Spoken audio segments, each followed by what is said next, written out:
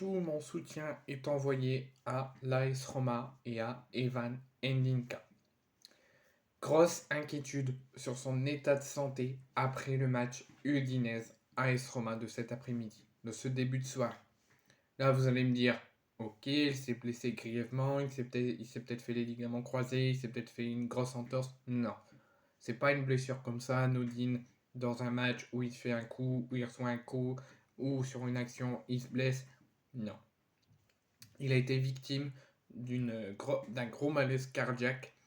Il s'est écroulé, il a perdu, selon les informations que j'ai eues de différents journaux sportifs, il aurait perdu connaissance pendant la rencontre. On n'a pas vu les images à la télé. C'est seulement quand il s'est réveillé que le Beansport a mis les images.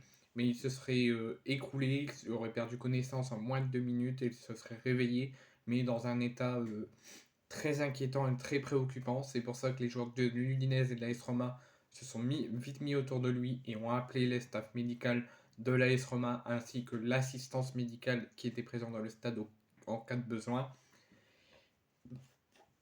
Ils euh, ils l'ont suivi avec un défibrillateur au cas où.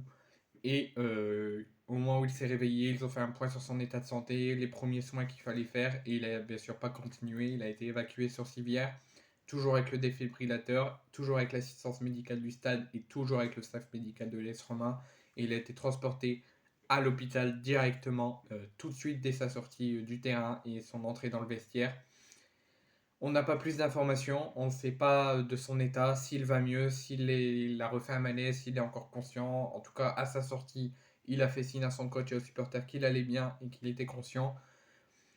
Après, on ne sait pas s'il a refait un malaise, s'il est toujours conscient, s'il a été transporté à l'hôpital dans un bon état. On aura sans doute les informations dans les prochaines heures et dans les prochains jours. Peut-être même lui, s'il va mieux, s'il a repris conscience, qu'il a passé tous les examens et qu'il va juste être hospitalisé en observation. Peut-être lui, il va nous donner des infos, peut-être sa famille ou peut-être le club dans les prochains jours, dans les prochaines heures. On verra bien. Mais en tout cas, le football passe au second plan.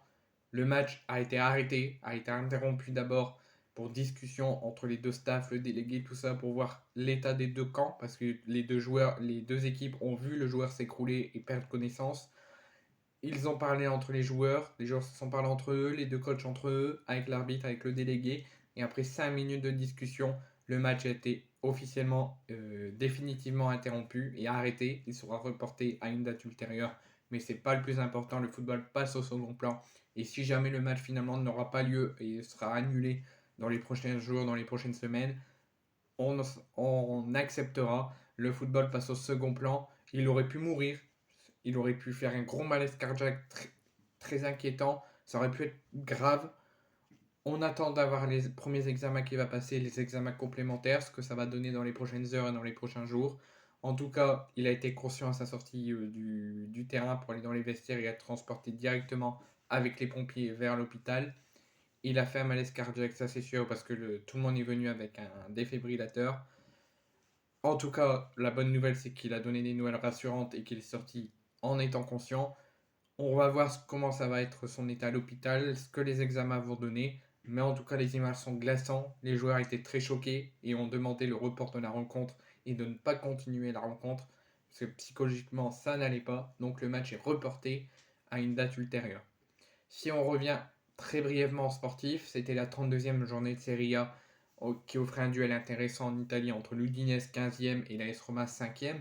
L'Udinese à domicile voulait prendre ses distances avec la zone rouge et pourquoi peut-être croire au maintien. Mais malheureusement, bien évidemment, le match débute très bien pour les locaux et surprennent l'AS Roma avec l'ouverture du score de Roberto Pereira à la demi-heure de jeu. À la 23e, l'AS Roma est mené à 0 à la pause. Et en seconde période, l'AS Roma a poussé et a réussi à égaliser grâce à Romelu Lukaku à la 64e minute. Et l'inquiétude arriva avec le football qui passe au second plan rapidement. Le score était de 2-1. Evan Ninka, l'ancien joueur de Francfort, s'est écroulé et est sorti sur civière en se tenant le torse. Il était conscient. D'abord, oui, il était conscient. Il est sorti avec le staff médical, l'assistance médicale et le défibrillateur. Il était conscient à sa sortie parce qu'il a levé le pouce pour dire à son coach et au stade qu'il allait bien. On verra ce que ça va donner. Les soigneurs qui étaient entrés sur le terrain sont venus avec un défibrillateur, ont accompagné le joueur de 24 ans à l'hôpital. On ne pense plus à rien. On ne reparle pas de cette histoire et cette grosse inquiétude. On va laisser les médecins à l'hôpital le soigner, le staff médical du club le soigner, tout le monde le soigner à être autour de lui. Et on lui envoie tout notre soutien, tout notre courage. Et on espère que tout ira mieux dans les prochaines heures et dans les prochains jours. Mais commencez pas à faire des spéculations sur les réseaux sociaux. Oui, il a fait un malaise cardiaque. Oui, il est mort, il est revenu. Non. Il a juste fait un gros malaise cardiaque.